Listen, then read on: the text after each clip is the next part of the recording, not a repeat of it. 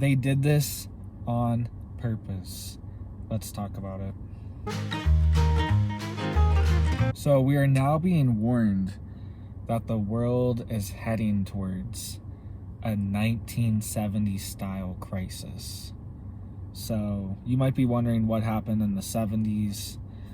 Well, there was quite a few problems, but one of the biggest thing was the energy crisis. And we are heading towards an energy crisis. And now we are being warned, even in mainstream outlets and mainstream news, that an energy crisis is on the way. Here's an article. The world may be careening towards a 1970 style energy crisis or worse. So what exactly would that look like?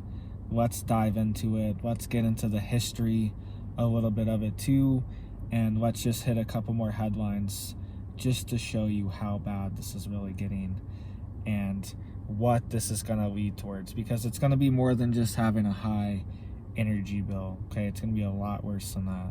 Here's a quote from the article. Now we have an oil crisis, a gas crisis, and an electricity crisis at the same time. This energy crisis is much bigger than the oil crisis of the 1970s and 80s and will probably last longer. So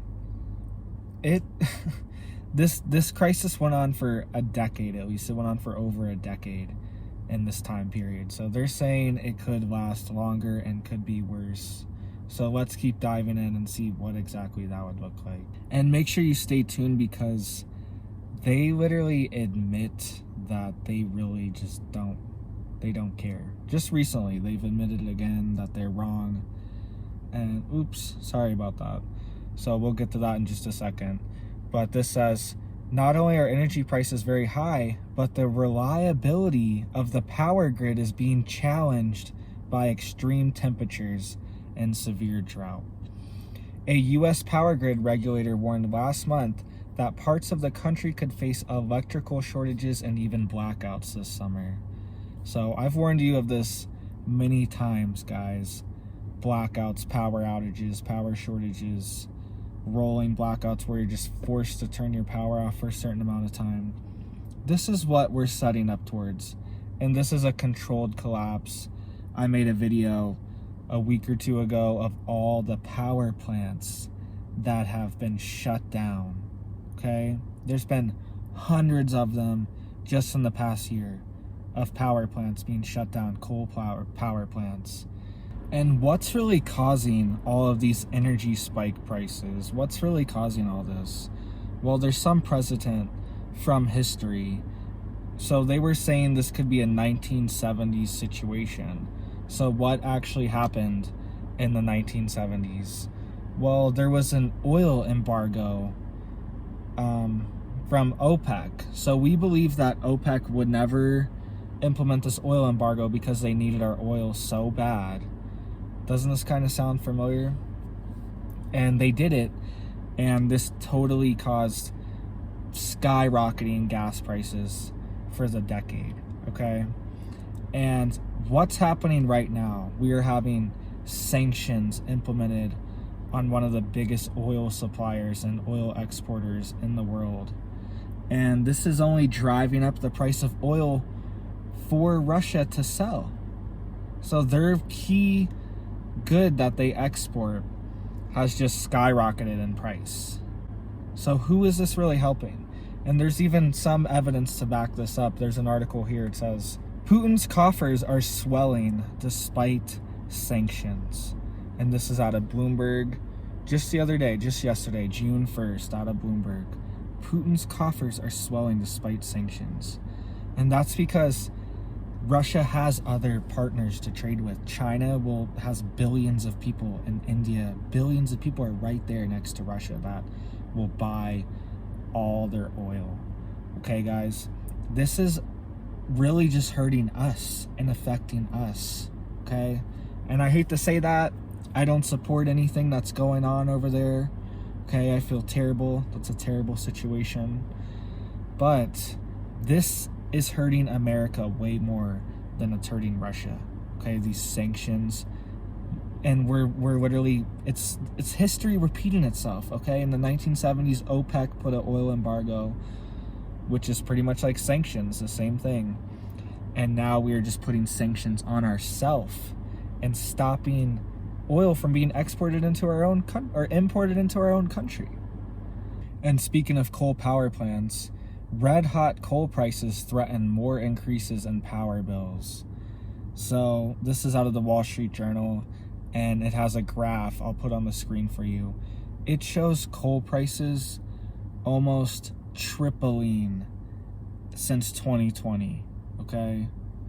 Tripling in just a few years. And that affects your energy, that affects gasoline, that affects everything. These are all fossil fuels, guys. These are all tied together. This is all energy. And you guys remember when they said all of this was just transitory. Don't worry about it. Inflation is transitory. These high prices are transitory.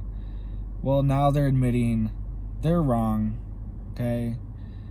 The former Fed chairman and I believe the Treasury Secretary now, Janet Yellen, admits we are wrong about inflation.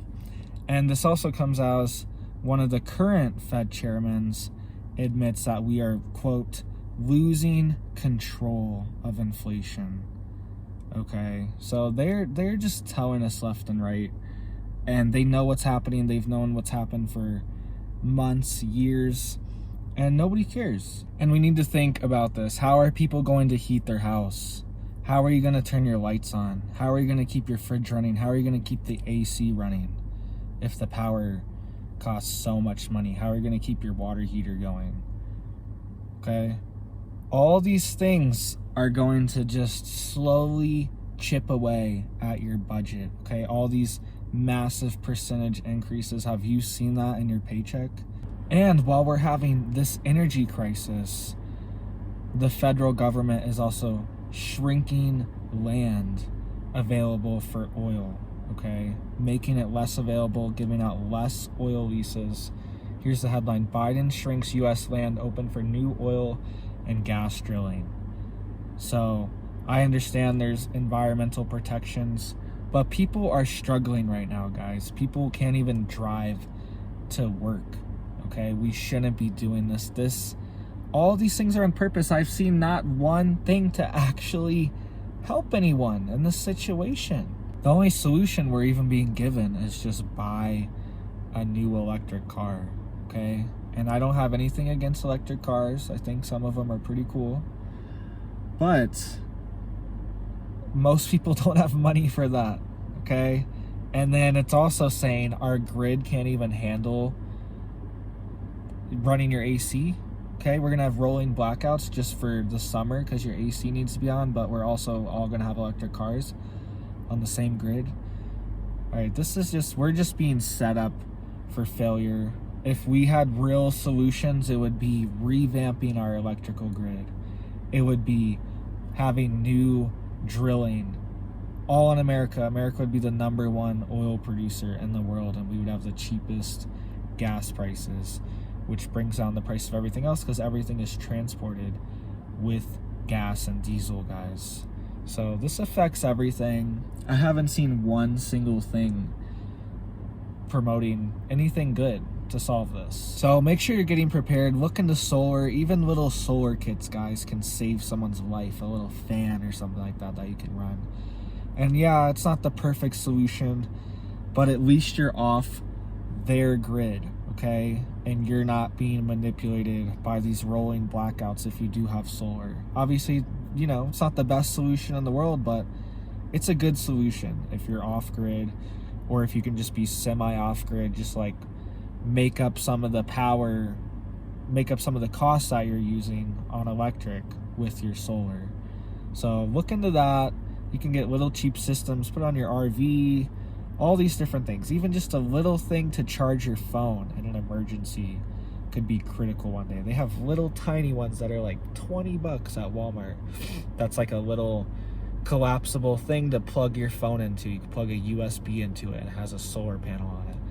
The littlest thing like that, guys, look into it, add that to your survival kit, it's critical. We've had stuff like that in ours for a long time when our plan before was to bug out. So thank you so much, guys. If you made it all the way through to the end of this video, you're a real one. You're one that loves my videos and watches it, and I'm super blessed for you, super grateful. The people that watch till the end, I know you guys are the ones that really rock with me, and thank you guys so much. I hope you have blessings in your life. You guys have truly blessed me, and thank you so much, guys. You guys have a blessed day.